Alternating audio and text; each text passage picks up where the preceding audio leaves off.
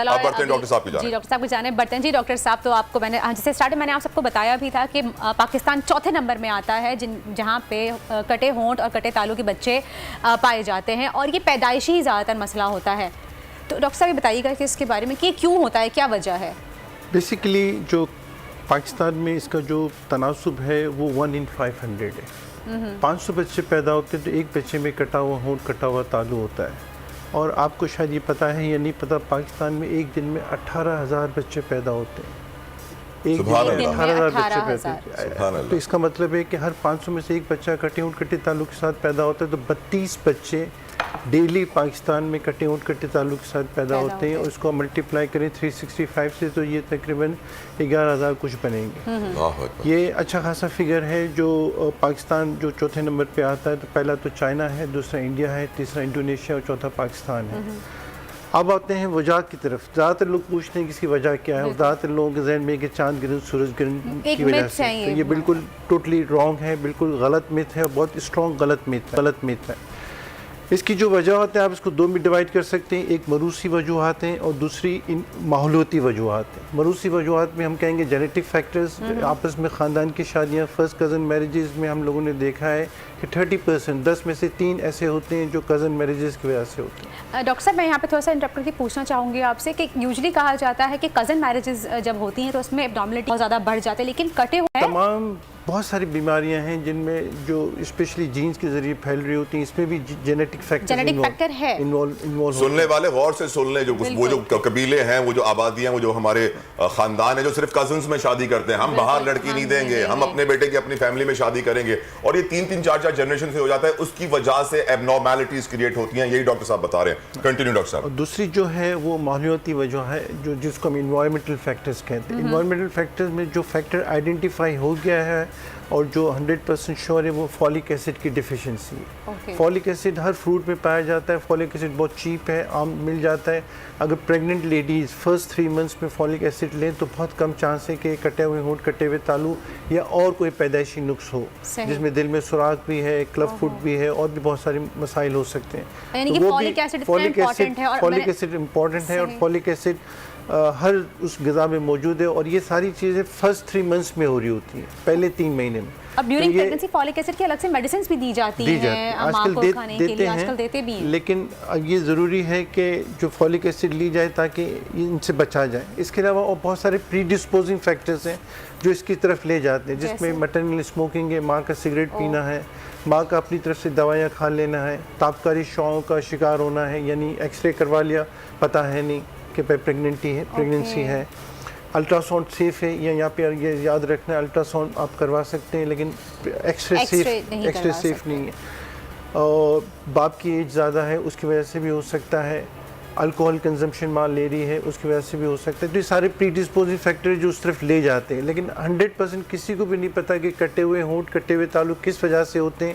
لیکن یہاں پہ یہ بات یاد رکھنا ضروری ہے کہ اس کا کوئی تعلق چاند گرہن, سورج گرہن سے نہیں ہے, ماں کے منوس ہونے سے نہیں ہے, کالے جادو سے نہیں ہے. الحمدللہ. اچھا یہ بتائیے آپ کی آرگنائزیشن, آپ اس کام میں کیسے آئے؟ فری میں آپ لوگوں کی خدمت کر رہے ہیں, کیسے جذبہ آپ کے دل میں پیدا ہوا؟ دیکھیں میں پلاسٹک سرجن ہوں. میں نے تقریباً 30 سال ڈو میڈیکل کالج اور سول ہاسپٹل میں سرو کیا ہے. ایز RMO انٹر ہوا اور ایز اے پروفیسر ریٹائر ہوا.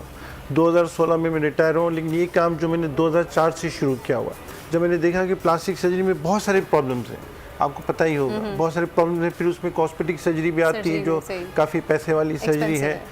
تو لیکن کٹے ہونٹ کٹے تعلق کی جو میں نے جو مزری دیکھی, ہم لوگوں نے جو دیکھا, فیصلہ کیا کہ اس میں تھوڑا ویلفیئر کا کام کرنا ہے. تو پھر ہم لوگوں نے سب سے پہلے اس میں کیمپ شروع کیے. انٹر سندھ میں جا کے ہم لوگ کٹے ہونٹ کٹے تعلق کے فری سرجریز کرتے تھے. پھر آہستہ آہستہ یہ کام بڑھتا گیا, ہمارے ساتھ NGOز آتی گئیں, اور اس کام کو ہم نے اس کو کمپریہنسو کلیفٹ کیئر کر دیا. یہاں یہ بتانا ضروری سمجھتا ہوں کہ کٹے ہونٹ کٹے تعلق کا ایک اسپیکٹ تو سرجری ہے جو لوگوں کو پتہ ہے, لیکن اور بہت سارے اسپیکٹس ہیں. اس میں آواز کا مسئلہ ہوتا ہے تو اسپیچ لینگویج پیتھولوجسٹ کی ضرورت ہوتی ہے. اس میں دانتوں کا مسئلہ ہوتا ہے تو ہمیں آرتھوڈونٹسٹ کی ضرورت ہوتی ہے. اس میں جبڑے کا مسئلہ ہوتا ہے تو ہمیں میگزیلوفیشل کی ضرورت ہوتی ہے. اس میں سننے کا مسئلہ ہوتا ہے تو ہمیں اس میں ENT سرجن کی ضرورت ہوتی ہے. کنیکٹنگ ڈسآرڈرز. تو اس میں یہ ہے کہ اس کی جو اپروچ ہے وہ ملٹی ڈسپلنری اپروچ ہے, اور اس کو ہم کہتے ہیں کمپریہنسو کلیفٹ کیئر.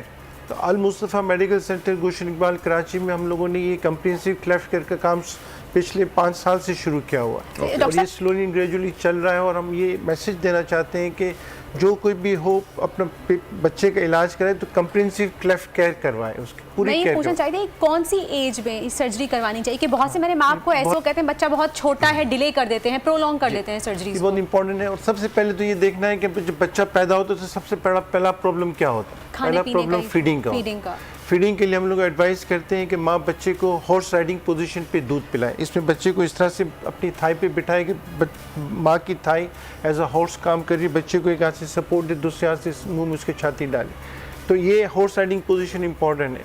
अगर माँ किसी वजह से दूध नहीं पिला सकती तो फिर उसको लंबे निप्पल मिलते हैं जिसको क्लेफ्ट निप्पल कहते हैं, उस निप्पल से 45 डिग्री के जावे पे रख के बच्चे को दूध पिलाना चाहिए।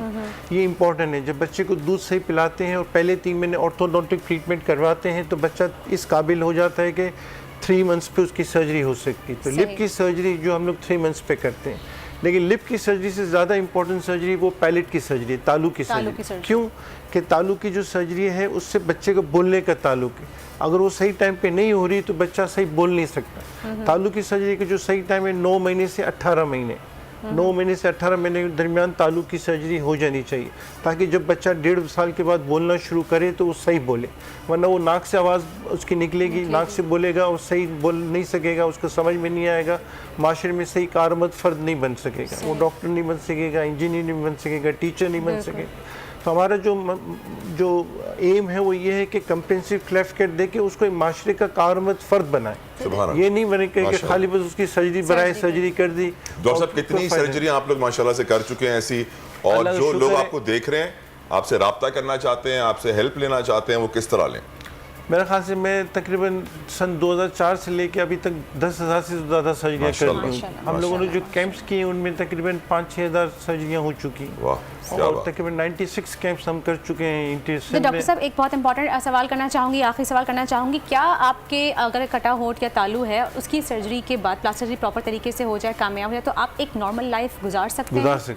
बिल्कुल। इसमें कोई कॉम्प्लिकेशन फ्यूचर में कोई मसला? देखें, ये मैंने सारा बताया कि अगर कोई मसले होते हैं तो उसका भी इलाज होना चाहिए। जैसे सपोज तालू की सर्जरी होगी, आवाज़ सही नहीं है तो अब उसको स्पीच थेरेपी होनी चाहिए, फिर आपको वहाँ भी लेके जाना पड़ेगा। स्पीच थेरेपी होनी चाहिए। अगर उसके दांतों का मसला है, बड़ा हो गया है बच्चा, उसके दांत टेढ़े मेढ़े हैं, ये हुए, तो वो ऑर्थोडोंटिस्ट के पास जाना चाहिए। सही, बहुत बहुत शुक्रिया डॉक्टर साहब, थैंक यू सो मच, आपने हमें आगाह किया इन तमाम बातों से। प्रोफेसर डॉक्टर मोहम्मद अशरफ गनात्रा साहब, thank you so very much for joining us. अल्लाह आपको और कामयाब करे। और जो लोग आपको देख रहे हैं, अल मुस्तफ़ा मेडिकल सेंटर पे आप राब्ता करें, गूगल करके भी आप डिटेल्स हासिल कर सकते हैं। डॉक्टर साहब बिल्कुल आपको प्रोवाइड करेंगे सर्विस, और जरूर राब्ता सब्सक्राइब करें और बेल दबाएं ताकि कोई खबर रह न जाए।